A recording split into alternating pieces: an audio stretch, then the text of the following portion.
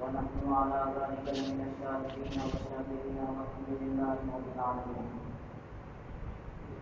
من علينا ربنا يبعث مهتدى أيده بيده أيدنا بأحمدا أرسله مبشرا أرسله منجدا صلوا عليه دائما صلوا عليه سرمدا وقياس مرمني لسرو ساما مددين قبلين مدد كعبين ما مدد شمع رسالت پروانوں اور خواجہ کے دیوانوں اولیاء حکمت کے جانثاروں علماء ملت کے طلبگاروں آؤ سب سے پہلے ہم اور آپ ایک ساتھ مل کر انتہائی ادب و احترام کے ساتھ ہمارے اور آپ کے مرکز غیرت کائنات کی قدیم اسی بہار باعث تخلیق آدم و بنی آدم اندام کے حبیب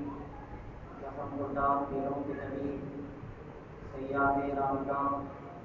مالک سجام محمد عالمی احبابنا خدا محمد رسول اللہ صلی اللہ علیہ وسلم کی بارگاہ ان کا عقیدت و محبت کے ساتھ ان کے پاک کی گالیاں نشاوت کر صلی اللہ علیہ وسلم سیدنا مولانا محمد وعلى آله وصحبه وبارك وسلم صلاة وسلام عليك يا رسول الله صلى الله عليه وسلم. حاضرین محترم، خطبہ مسنونہ کے بعد رسالت مقدسہ کی تلاوت کا شرط حاصل کیا گیا. اس پر گفتگو سماعت کرنے سے قبل درود پاک کی فضیلت اور اس کی برکت و اہمیت پر گفتگو سماعت کرتے چلیں. حضرت شیخ عبدالحق محدث دہلوی رحمۃ اللہ علیہ فرماتے ہیں کہ جو مومن صادق ہے، محب مصطفیٰ ہے، تو وہ نبی پاک علیہ الصلوۃ والسلام کی بارگاہ میں درود و سلام کے نذرانوں کی کثرت کرنا اس پر لازم ہے. اور فرماتے ہیں کہ جو کام تھوڑا کیا جائے لیکن پابندی کے ساتھ کیا جائے، ہمیشہ کیا جائے، وہ بہتر ہے اس کام سے کہ جو زیادہ کیا جائے لیکن وہ ہمیشہ نہ کیا جائے بلکہ ایک آدھ مرتبہ کر کے چھوڑ دیا جائے. اس کام سے وہ کام بہتر ہے کہ جو تھوڑا کیا جائے لیکن پابندی کے ساتھ کیا جائے. یعنی مثلا آپ ایک دن یا ایک دو دن 1-2 ہزار مرتبہ درود پاک پڑھ لیے اس کے بعد چھوڑ دیے تو یہ پسندیدہ نہیں ہے. ہاں اگر آپ 100 مرتبہ روزانہ درود پاک پڑھتے ہیں لیکن روزانہ پڑھتے ہیں، ہمیشہ پابندی کے ساتھ پڑھتے ہیں تو یہ عمل پسندیدہ ہے. اور فرماتے ہیں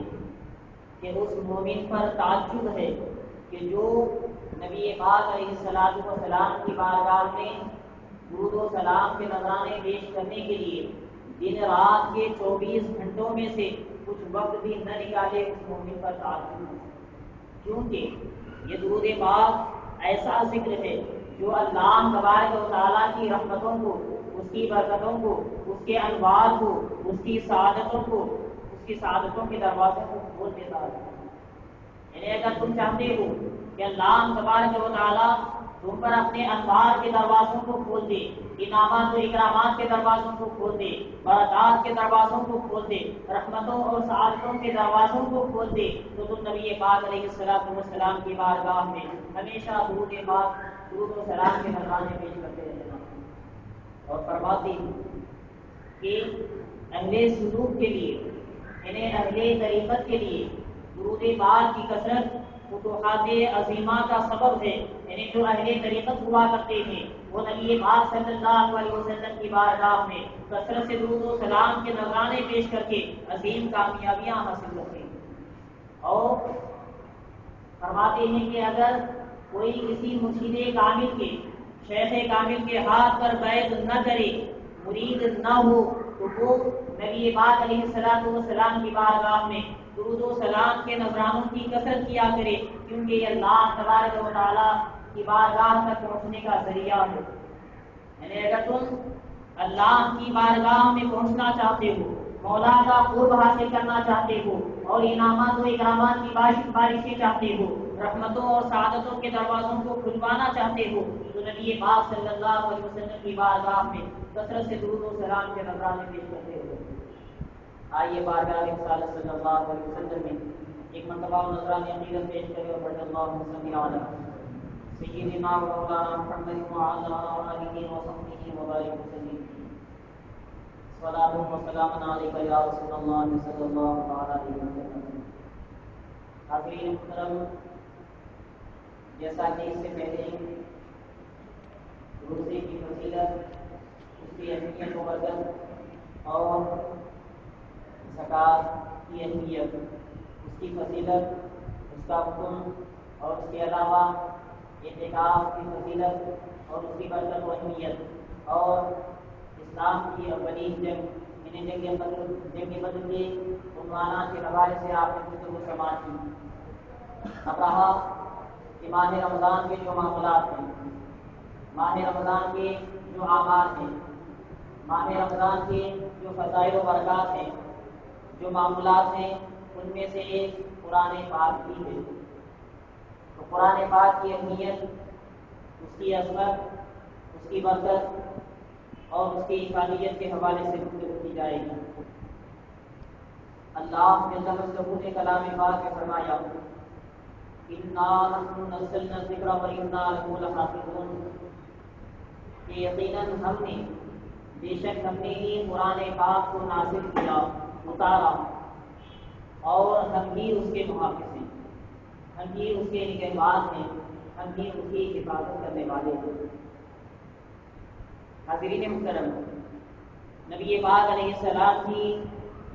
بعثت سے پہلے جتنے انبیاء کرام گزرے،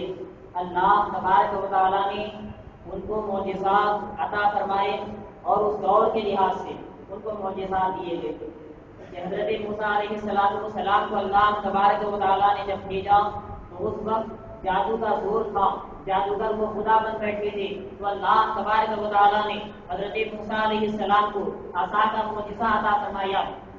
اور موسیٰ علیہ السلام اور ان جادوگروں کے درمیان جب مقابلہ ہوا، جب آمنا سامنا ہوا، جادوگروں نے اپنا جادو پیش کیا، اپنی لاٹھیاں پیش کی، اپنی لکڑیاں پیش کی، اپنی رسیاں پیش کی، اور وہ سانپ بن کر، بچھو بن کر ریگنے لگے، تو حضرت موسیٰ علیہ السلام اپنا عصا ڈالتے ہیں تو وہ خوفناک اسلحہ بن کر ان تمام چیزوں کو نگل لیتا ہے، تو جادوگر فوراً سجدے میں گر پڑتے ہیں اور کہتے ہیں کہ ہم حضرت موسیٰ علیہ السلام اور حضرت ہارون علیہ السلام کے رب پر ایمان لائے، کیونکہ وہ جانتے تھے کہ ہم نے جو پیش کیا وہ جادو تھا، لیکن حضرت موسیٰ علیہ السلام جو پیش کیے وہ جادو نہیں ہے بلکہ حقیقت ہے۔ تو حضرت موسیٰ علیہ السلام کو اللہ تبارک و تعالیٰ نے عصا کا معجزہ عطا کیا، یہ جادو کا زور تھا۔ اس کے بعد حضرت عیسیٰ علیہ السلام کو اللہ تبارک و تعالیٰ نے جب دنیا میں مبعوث فرمایا تو اس وقت ان کا ایک زوروں پر تھا، اطباء ڈاکٹرز کو خدا بن بیٹھے تھے، لوگ ان کی پوجا کرنے لگے تھے، ان کو خدا سمجھنے لگے تھے۔ تو حضرت عیسیٰ علیہ السلام کو اللہ تبارک و تعالیٰ نے جو معجزہ عطا کیا وہ طب کا تھا، اس کا طب سے تعلق تھا کہ جو ماں کے پیٹ سے نابینا پیدا ہوا کرتے ہیں، اندھے پیدا ہوتے تھے، تو حضرت عیسیٰ علیہ السلام ان کے چہرے پر ہاتھ پھیرتے تو وہ بینا ہو جاتے، وہ اچھے ہو جاتے، اور جو کوڑ کے بیمار تھے، جو بس کے بیمار تھے، حضرت عیسیٰ علیہ السلام ان پر تھوک مارتے تو وہ اچھے ہوا کرتے تھے۔ تو انہیں اس کا کوڑ تھا کہ تم اطباء کو، طبیبوں کو، حکیموں کو جو خدا سمجھتے ہو وہ کوئی خدا نہیں ہے، بلکہ شفا دینے والا، حقیقت میں صحت عطا کرنے والا وہ مولا تبارک و تعالیٰ کی ذات ہے، اللہ تبارک و تعالیٰ کی ذات ہے۔ حاضرین محترم، اس کے بعد اللہ تبارک و تعالیٰ نے جب نبی پاک علیہ السلام کو دنیا میں مبعوث فرمایا تو اہل عرب جو اپنے آپ کو اہل زبان کہا کرتے تھے اور عرب کے علاوہ دوسرے جتنے علاقے ہیں ان کو وہ اجمی کہتے تھے، انہیں گنگا کہا کرتے تھے، تو اللہ تبارک و تعالیٰ نے نبی پاک صلی اللہ علیہ وسلم کو قرآن پاک کا معجزہ عطا فرمایا، اور جب قرآن پاک نازل ہوا تو وہ جو اپنے آپ کو اہل زبان کہا کرتے تھے، جو دوسروں کو گنگا کہا کرتے تھے، وہ بھی حیرت زدہ ہو گئے، وہ بھی اپنے سر کو خم کیا، اپنے گھٹنوں کو ٹیک دیا، کہنے لگے یہ کوئی بشر انسانی کلام معلوم نہیں ہوتا، یہ بشری کلام معلوم نہیں ہوتا۔ حاضرین محترم، لیکن انسان کی یہ فطرت ہوا کرتی ہے کہ اگر وہ مانتا ہے تو اچھی بات ہے، لیکن اگر وہ نہ ماننے پہ آ جائے، وہ ضد میں آ جائے تو وہ اس کی کوشش کرتا ہے کہ اس کا کچھ نہ کچھ مقابلہ کیا جائے۔ تو ان لوگوں نے کہا کہ اگر وہ قرآن پاک کی فصاحت و بلاغت کا اعتراف کرتے، اگر خدائی کلام ہونے کا اعتراف کرتے تو انہیں اللہ کے ہونے کو ماننا پڑتا، اللہ کی وحدانیت کا اقرار کرنا پڑتا، لیکن اللہ کی وحدانیت کو نہ ماننے کے لیے وہ یہ کہنے لگے کہ نبی پاک علیہ السلام جو قرآن کی تلاوت کرتے ہیں وہ ان کا اپنا کلام ہے، وہ جادو ہے، جادو پیش کرتے ہیں، شاعری پیش کرتے ہیں۔ تو اللہ تبارک و تعالیٰ نے کلام پاک میں چیلنج فرمایا وَإِن كُنتُمْ فِي رَيْبٍ مِّمَّا نَزَّلْنَا عَلَىٰ عَبْدِنَا، کہ ہم نے اپنے بندے خاص پر جو کلام پاک نازل کیا ہے، اگر تمہیں اس بارے میں کوئی شک ہے، تردد ہے، فَأْتُوا بِسُورَةٍ مِّن مِّثْلِهِ، تو تم ایک سورت ہی اس کے مثل لاؤ، ایک آیت ہی اس کے مثل لاؤ، ان کنتم صادقین، اگر تم اپنی بات میں سچے ہو۔ حاضرین محترم، تو اس وقت کے ایک شاعر نے، ایک ادیب نے سورہ قاریہ کے وزن پر چند چیزیں بتائی کہ اللہ تبارک و تعالیٰ نے کلام پاک میں فرمایا القاریعۃ ما القاریعہ وما ادراک ما القاریعہ، کہ اس میں قیامت کا ذکر ہے، قیامت کیا ہے، اس کی ہولناکی کیا ہے، تم کیا جانتے ہو، یعنی تمہیں اس کا علم نہیں ہے۔ تو اللہ تبارک و تعالیٰ نے اس میں قیامت کا ذکر فرمایا کہ جب قیامت قائم ہو جائے گی تو ہر چیز تباہ و برباد ہو جائے گی، ہر چیز فنا ہو جائے گی، ہر چیز ختم ہو جائے گی۔ تو اس نے اس کے وزن پر چند چیزوں کو پیش کیا، الفیل والفیل وما ادراک ما الفیل، کہ ہاتھی کیا ہے، تم کیا جانتے ہو ہاتھی کے بارے میں؟ ذنبہ قصیر لہ خلق طویل، کہ اس کی دم چھوٹی ہوتی ہے، اس کی سونڈ لمبی ہوا کرتی ہے۔ تو تمام عرب کے ادبا نے، فصحاء و ادبا نے، یہاں تک کہ عرب کے بچوں نے بھی اس کا مذاق اڑایا، کیونکہ کسے نہیں معلوم ہاتھی کیا ہے، کون ہاتھی کو نہیں جانتا، کون ہاتھی کو نہیں دیکھا، کون ہاتھی کو نہیں دیکھا کہ اس کی دم چھوٹی ہوتی ہے، اس کی سونڈ لمبی ہوا کرتی ہے، ہر کسی نے اس کا مذاق اڑایا۔ تو حاضرین محترم، سورہ قاریہ کے وزن پر اس نے بنایا تھا، تو اب قیامت کیا ہے، اس کی ہولناکی کیا ہے، تو یہ کس کو معلوم ہے؟ اور جیسا کہ اللہ تبارک و تعالیٰ نے شب قدر کے بارے میں فرمایا کہ اِنَّا أَنزَلْنَاهُ فِي لَيْلَةِ الْقَدْرِ وَمَا أَدْرَاكَ مَا لَيْلَةُ الْقَدْرِ، کہ ہم نے کلام پاک کو شب قدر میں نازل کیا، تمہیں کیا معلوم کہ شب قدر کیا ہے، تم شب قدر کو کیا جانتے ہو؟ تو لوگوں کو اس کا علم نہیں ہے۔ تو اس میں ہر کوئی تعجب ہوا کرتا ہے کہ یہ ایسی چیزیں ہیں، ایسی چیزوں کی خبریں ہیں کہ جو انسان نہیں دے سکتا، یقیناً یہ خدائی کلام ہے، یہ بشری کلام نہیں ہے۔ تو اس نے اس کے وزن پر سورے کے ہاتھی کے واقعے کو بنا کر پیش کیا تھا۔ تو اس کے بعد اور قرآن پاک کی فصاحت و بلاغت کو سنتے چلیے کہ جب اللہ تبارک و تعالیٰ نے سورہ کوثر کو نازل فرمایا تو عرب کا دستور تھا کہ وہ سال میں ایک مرتبہ بیت اللہ میں جمع ہوا کرتے، کعبۃ اللہ میں جمع ہوتے، اور جو بھی علماء تھے، فصحاء و علماء تھے، جو بھی شعراء تھے وہ تمام کلام پیش کر کے اشعار کو لکھ کر کے وہ بیت اللہ میں لگاتے، اس کو لٹکاتے، اور جو عرب کے بڑے بڑے علماء اور فصحاء تھے تو وہ ان کلاموں کا جائزہ لیتے اور جس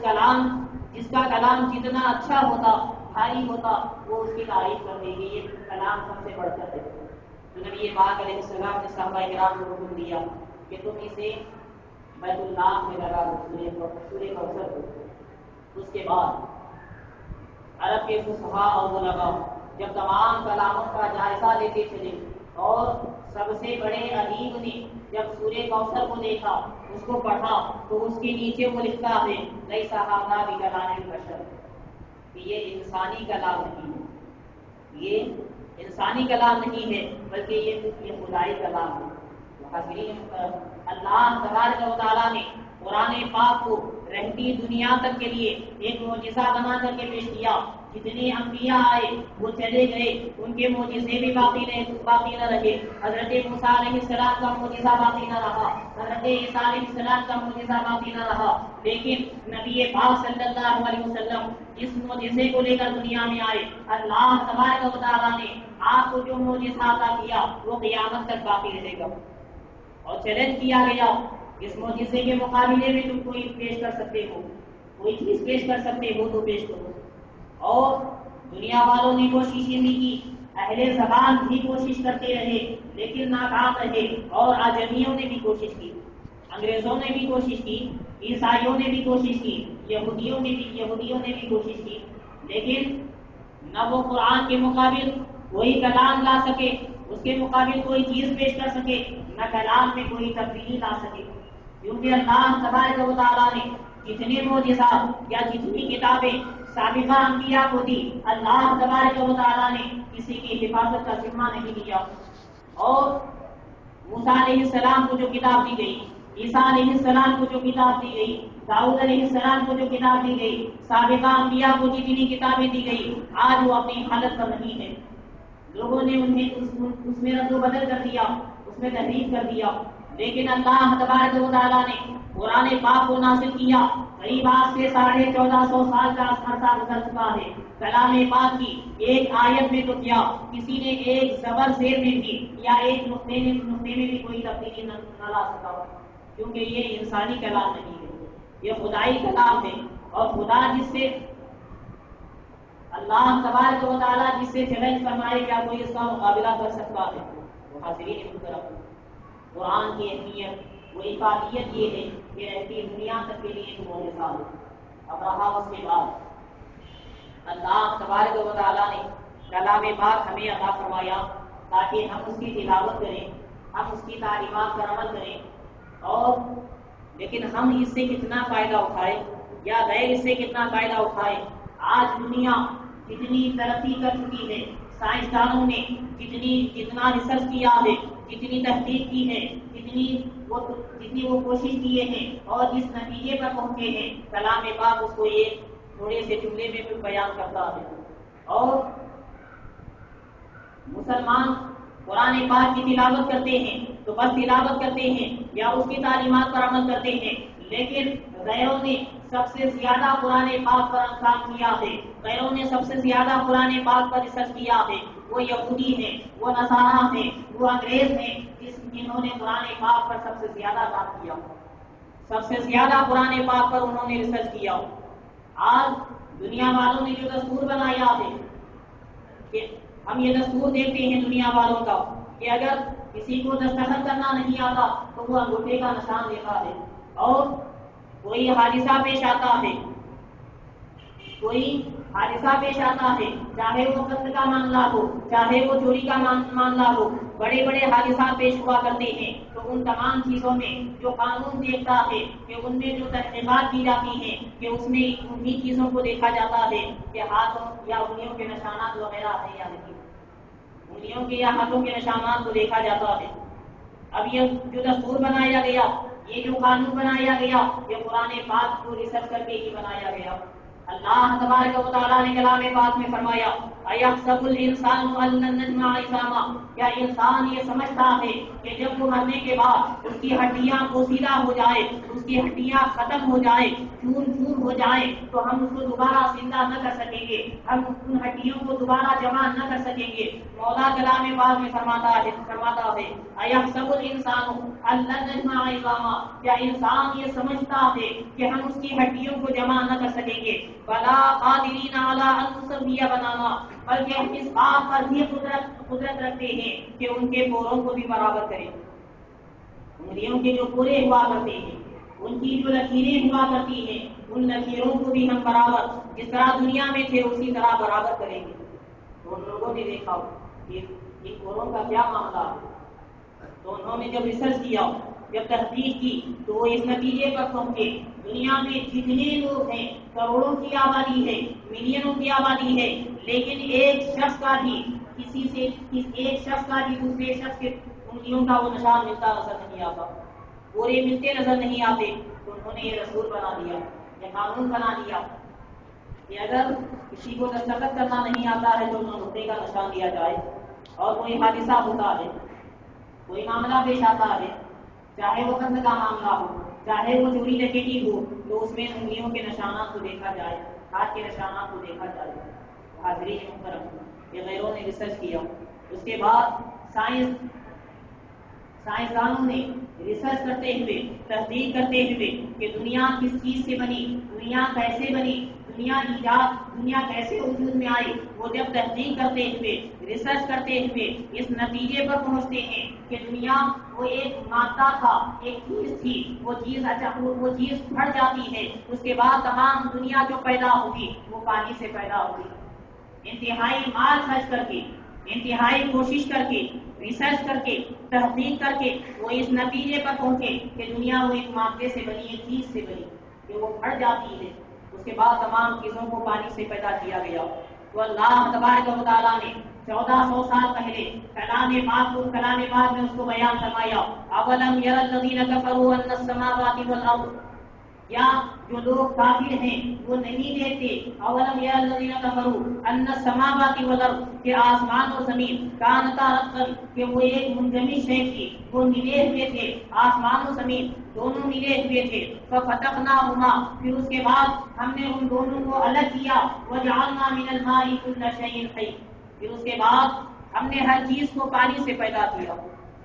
ہم نے ہر چیز کو پانی سے پیدا کیا۔ تو وہ لوگ اس نتیجے پر پہنچتے ہیں کہ دنیا ایک مادے سے بنی، وہ چیز پھٹ جاتی ہے اور تمام چیز پانی سے پیدا کی، وہ یہاں تک تو پہنچے، اولم یر الذین کفروا ان السماوات والارض کانتا رتقا ففتقناهما وجعلنا من الماء كل شيء حي، یہاں تک تو پہنچے، لیکن افلا یؤمنون تک نہ پہنچے۔ اللہ تبارک و تعالیٰ نے فرمایا کیا وہ ایمان نہیں لاتے؟ وہ دنیا کے وجودات تک تو پہنچے، اس کے نتیجے تک تو پہنچے، لیکن خالق ایجادات، خالق موجودات تک وہ نہ پہنچ سکے۔ اللہ تبارک و تعالیٰ نے جو اس کو دنیا کو پیدا کیا، مولا تو ان کی رسائی نہ ہو سکی، اللہ پر انہوں نے ایمان نہیں لایا۔ ہاں بات سائنسدان ہے جو اس نتیجے پر پہنچنے کے بعد ایمان لائے بھی نہیں، لیکن اکثریت کا جو اعتبار ہوتا ہے، اس کے بعد پھر سائنسدانوں کا یہ بھی کہنا ہے کہ دنیا وہ ایک چیز سے بنی، ایک مادے سے بنی، اس کے بعد دنیا وہ خود بخود ختم بھی ہو جائے گی، دنیا ایک وقت کے بعد خود بخود ختم بھی ہو جائے گی، فنا ہو جائے گی۔ اللہ تبارک و تعالیٰ نے کلام پاک میں فرمایا کل شیء ہالک الا وجہہ، کہ ہر چیز فنا ہونے والی ہے، ہر چیز ہلاک ہونے والی ہے، ہر چیز ختم ہونے والی ہے۔ مولا نے قریب 1450 سال پہلے یہی فرمایا، اس کے بعد دوسرے مقام پر فرمایا کل من علیہا فان، کہ دنیا کی ہر چیز فنا ہونے والی ہے، دنیا کی ہر چیز ختم ہونے والی ہے، دنیا کی ہر چیز کو فنا کا جام پینا ہے۔ وَيَبْقَى وَجْهُ رَبِّكَ ذُو الْجَلَالِ وَالْإِكْرَامِ، اگر کوئی ذات باقی رہنے والی ہے تو وہ مولا کی ذات ہے۔ تو وہ اس نتیجے پر تو پہنچے، کل شیء ہالک، یہاں تک تو پہنچے، لیکن الا وجہہ تک نہیں پہنچے، کل من علیہا فان تک تو پہنچے، وَيَبْقَى وَجْهُ رَبِّكَ ذُو الْجَلَالِ وَالْإِكْرَامِ تک نہ پہنچے،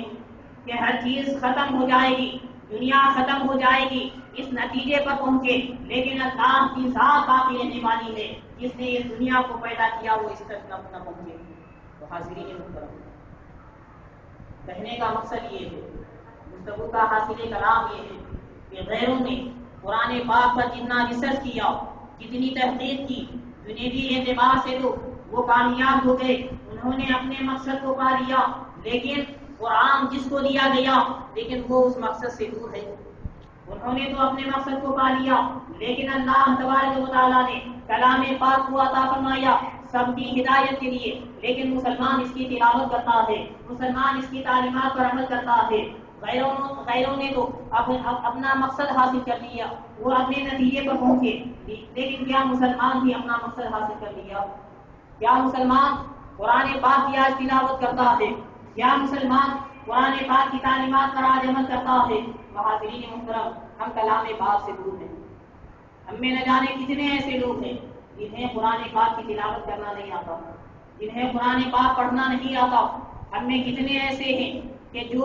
قرآن پاک کی تعلیمات پر عمل نہیں کرتے، جبکہ قرآن ہماری ہدایت کے لیے اترا، اس کی تعلیمات پر عمل کرنے کے لیے اترا۔ حاضرین محترم، تو ہم ہی کلام پاک سے دور ہیں۔ کلام پاک سے ہم نے اپنا مقصد حاصل نہیں کر لیا، غیروں نے تو حاصل کر لیا۔ اور قرآن پاک کا جو اعجاز ہے، قرآن پاک کی جو شان ہے، اللہ تبارک و تعالیٰ نے کلام پاک میں فرمایا شہر رمضان الذی انزل فیہ القرآن، کہ ماہ رمضان وہ مبارک مہینہ ہے، وہ عظمت والا مہینہ ہے جس میں اللہ تبارک و تعالیٰ نے کلام پاک کو نازل کیا۔ اور شب قدر کے بارے میں مولا نے فرمایا انا انزلناہ فی لیلۃ القدر، کہ ہم نے قرآن پاک کو شب قدر میں نازل فرمایا۔ حاضرین محترم، اللہ تبارک و تعالیٰ نے دنیا کو پیدا کیا، مقامات کو پیدا کیا، دنوں کو پیدا کیا، تاریخ کو پیدا کیا، فی نفسہ، خلقت کے اعتبار سے کوئی دن کسی دن پر فضیلت نہیں رکھتا، کوئی تاریخ کسی تاریخ پر فضیلت نہیں رکھتی، لیکن اگر کسی دن کو فضیلت ملی ہے، کسی تاریخ کو فضیلت ملی ہے، کسی مقام کو فضیلت ملی ہے، تو وہ کسی نہ کسی وجہ سے ملی ہے، کسی نہ کسی وجہ سے ملی ہے اور نسبت سے ملی ہے۔ دنیا میں جتنی جگہ ہے، تمام مقامات وہ برابر ہیں خلقت کے اعتبار سے، لیکن مکہ معظمہ کو، مدینہ طیبہ کو، مسجد اقصیٰ کو یا مساجد کو جو اہمیت حاصل ہے، جو فضیلت حاصل ہے، وہ مساجد کی وجہ سے، اللہ کا گھر ہونے کی وجہ سے، اس کی نسبت کی وجہ سے۔ اور اللہ تبارک و تعالیٰ نے جتنے دنوں کو پیدا کیا، فی نفسہ کوئی دن کسی دن پر فضیلت نہیں رکھتا، لیکن ہاں کسی دن کو فضیلت ملی ہے تو کسی نہ کسی مناسبت سے ملی ہے۔ جمعہ کو فضیلت ملی ہے تو اللہ تبارک و تعالیٰ نے اس کو عید المومنین قرار دیا، اس میں مومنوں کو عید عطا فرمایا۔ عید کو فضیلت ملی ہے تو اس دن نبی پاک علیہ السلام کی ولادت ہوئی ہے، اس وجہ سے انہیں فضیلت ملی ہے۔ نبی پاک علیہ السلام کی ولادت سے اس کا نسبت تعلق قائم ہوا، جمعہ کو عید سے نسبت قائم ہوئی تو اس کو فضیلت ملی۔ جتنے مہینے ہیں ان تمام مہینوں میں کسی مہینے کو کسی مہینے پر فضیلت حاصل نہیں ہے، لیکن ہاں اگر فضیلت حاصل ہے تو نسبت کی وجہ سے، فضیلت حاصل ہے تو کسی وجہ سے حاصل ہے۔ ماہ ربیع الاول کو فضیلت حاصل ہے تو اس لیے کہ اللہ تبارک و تعالیٰ نے نبی پاک علیہ السلام کو پیدا فرمایا۔ اور ماہ رمضان کو جو فضیلت حاصل ہے کہ اللہ تبارک و تعالیٰ نے جسے اتنی فضیلت عطا فرمائی کہ اگر کوئی اور دنوں میں نفل پڑھتا ہے تو اسے نفل کا ثواب ملے گا، لیکن ماہ رمضان میں نفل نماز پڑھتا ہے تو اسے فرض کا ثواب ملتا ہے، اور دنوں میں کوئی نیک کام کرتا ہے تو 10 گنا زیادہ ثواب ملتا ہے، لیکن ماہ رمضان میں کوئی نیک کام کرتا ہے تو 70 گنا زیادہ ثواب ملتا ہے۔ تو وجہ یہ ہے کہ اللہ تبارک و تعالیٰ نے اس مہینے میں قرآن پاک کو نازل کیا۔ شہر رمضان الذی انزل فیہ القرآن، یہ ماہ رمضان وہ مبارک مہینہ ہے، وہ عظمت والا مہینہ ہے کہ جس میں قرآن اتارا گیا۔ تو اتنی جو عظمتیں اس کو ملی، اتنی فضیلتیں جو اس کو ملی، ماہ رمضان جو عظمت والا بنا وہ قرآن پاک کی وجہ سے بنا، قرآن پاک کی نسبت سے بنا۔ اس مہینے کو نسبت قرآن پاک سے قائم ہوگی تو وہ عظمت والا مہینہ بنا، تمام مہینوں میں فضیلت والا مہینہ بنا، فضیلت والا مہینہ بنا۔ تمام راتیں سب برابر ہیں، لیکن اللہ تبارک و تعالیٰ نے شب قدر کے بارے میں فرمایا کہ ہم نے قرآن کو شب قدر میں نازل کیا۔ اور شب قدر کو 1000 مہینوں سے بہتر ہے. فی نفسہ راتوں میں سب راتیں برابر، لیکن شب قدر کو جو فضیلت حاصل ہے 1000 مہینوں سے جو افضل قرار دیا گیا، وجہ یہ ہے کہ اس رات میں قرآن نازل ہوا، اس رات میں قرآن کا نزول ہوا. تو جس رات میں قرآن کا نزول ہوا تو قرآن پاک نے اس کو وہ مقام عطا کیا، وہ بلندی عطا کی کہ وہ راتیں 1000 مہینوں سے بھی افضل، وہ رات 1000 مہینوں سے افضل بنی. حاضرین محترم، گفتگو کا مقصد یہ ہے کہ اللہ تبارک و تعالیٰ کی یہ تمام مخلوقات ہیں، چاہے وہ دن ہو، آسمان ہو، زمین ہو، راتیں ہو، تو قرآن وہ اللہ تبارک و تعالیٰ کا کلام ہے. تو اللہ تبارک و تعالیٰ کے کلام سے جس کو نسبت حاصل ہو گئی، جس کی نسبت مولا کے کلام سے قائم ہو گئی، تو وہ عظمت والا بنا، وہ فضیلت والا بنا، وہ برکت والا بنا. تو وہ اللہ کی مخلوقات جس کو اللہ تبارک و تعالیٰ نے وَلَقَدْ كَرَّمْنَا کا تاج نہیں پہنایا، مولا نے جس کو اشرف المخلوقات نہیں بنایا، لیکن اس کی نسبت کلام پاک سے قائم ہو گئی، تو وہ عظمت والا مہینہ بنا، وہ برکت والی رات بنی، وہ 1000 مہینوں سے افضل رات بنی. تو اللہ تبارک و تعالیٰ نے تمام مخلوقات میں انسانوں کو سب سے افضل و اعلیٰ بنایا، اشرف المخلوقات بنایا، وَلَقَدْ كَرَّمْنَا کا تاج پہنایا. تو اگر وہ مخلوق، اگر انسان اپنی نسبت قرآن سے قائم کر لے تو اس کی عظمت کا کیا حال ہوگا؟ اگر انسان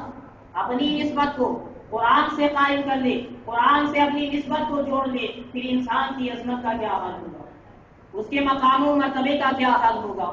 تو اے مسلمانوں، اگر تم بھی عظمت چاہتے ہو، تم بھی برکت چاہتے ہو، تم بھی سعادتیں چاہتے ہو، تم بھی رحمتیں چاہتے ہو، تم بھی انوار و تجلیات چاہتے ہو، تم بھی بلندی چاہتے ہو، بلند مقام و مرتبہ چاہتے ہو، تو قرآن پاک سے اپنی نسبت کو جوڑ لو،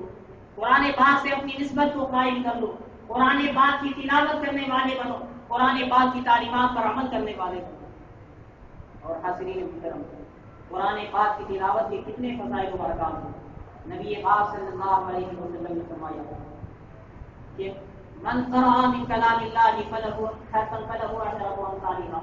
کہ قرآن پاک کا کوئی اگر ایک حرف پڑھتا ہے، ایک حرف کی تلاوت کرتا ہے، تو اللہ تبارک و تعالیٰ اسے 10 نیکیاں عطا فرماتا ہے. اور فرمایا نبی پاک علیہ السلام نے لا تقل الف لام میم حرف بل الف حرف واللام حرف والمیم حرف. الف لام میم ایک حرف نہیں ہے، بلکہ الف ایک حرف ہے، لام ایک حرف ہے اور میم ایک حرف ہے. اگر کوئی الف لام میم کہتا ہے تو اسے 21 نیکیاں ملتی ہیں. تو اگر کوئی قرآن پاک مکمل قرآن پاک کی تلاوت کرتا ہے یا سورہ فاتحہ کی تلاوت کرتا ہے تو اس کے ثواب کا کیا حال ہوگا. اور ماہ رمضان جس میں اگر تم ایک حرف کی تلاوت کرتے ہو تو 70 نیکیاں ملتی ہیں، تو کتنا ثواب ملے گا. اور اللہ تبارک و تعالیٰ کا امت مصطفیٰ کا کتنا احسان ہے. مولا کو یہ معلوم ہے کہ میرے بندوں میں کچھ وہ بھی ہوں گے جنہیں قرآن پڑھنا نہیں آتا ہوگا. تو نبی پاک علیہ الصلوۃ والسلام نے فرمایا السامع کالقاری، کہ سننے والا وہ پڑھنے والے کی طرح ہے. اگر تم قرآن سنتے ہو تو تمہیں بھی وہی ثواب ملے گا جو پڑھنے والے کو ملتا ہے، تمہیں بھی وہی ثواب ملے گا جو پڑھنے والے کو ملتا ہے. اگر کسی نے مکمل قرآن پاک کی تلاوت کی تو اس کو جو ثواب ملے گا، تمہیں اگر تم سنتے ہو تو تمہیں بھی وہی ثواب ملے گا. لیکن اس کا مطلب یہ نہیں ہے کہ ہم سننے میں اکتفا کریں، بلکہ اگر ہمیں قرآن پاک کی تلاوت نہیں آتی ہے تو یہ مبارک مہینہ ہے جب تک ہم قرآن پاک سیکھ نہ لیں، سن کر ثواب حاصل کر لیں. لیکن ہم کوشش کریں کہ ہم بھی قرآن پاک پڑھنا آ جائے، ہمیں بھی کلام پاک پڑھنا آ جائے. تو حاضرین محترم، اللہ تبارک و تعالیٰ نے کلام پاک کے بارے میں فرمایا، اتنی عظمتیں، اتنی برکتیں اس کے بارے میں اللہ تبارک و تعالیٰ نے امت محمدیہ کو عطا فرمائی کہ اگر ہم قرآن پاک کو سنتے ہیں تو پڑھنے کا ثواب ہے. یہاں تک کہ قرآن پاک کو دیکھنا بھی عبادت ہے. نہ صرف قرآن پاک کا پڑھنا عبادت ہے بلکہ اس کا سننا بھی عبادت ہے، اس کا دیکھنا بھی عبادت ہے. اور حاضرین محترم، قرآن پاک وہ عظمت والا ہے. اللہ تبارک و تعالیٰ سب سے پہلے تو یہ اللہ تبارک و تعالیٰ کا کلام ہے، اور جو دنیا میں اس کی تلاوت کرتے ہیں، اس کی تعلیمات پر عمل کرتے ہیں، کل میدان محشر میں یہ اپنے پڑھنے والوں کی سفارش کرے گا، ان کی شفاعت کرے گا، مولا کی بارگاہ میں قرآن عرض کرے گا کل قیامت کے دن کہ مولا میں نے اس کو سونے سے روکا تھا، میری وجہ سے اس نے راتوں کو قیام کیا، اس نے میری تلاوت کی، مولا اس کے حق میں میری شفاعت قبول فرما، اس کی مغفرت فرما، اس کی بخشش فرما۔ تو معلوم ہوا کہ اگر ہم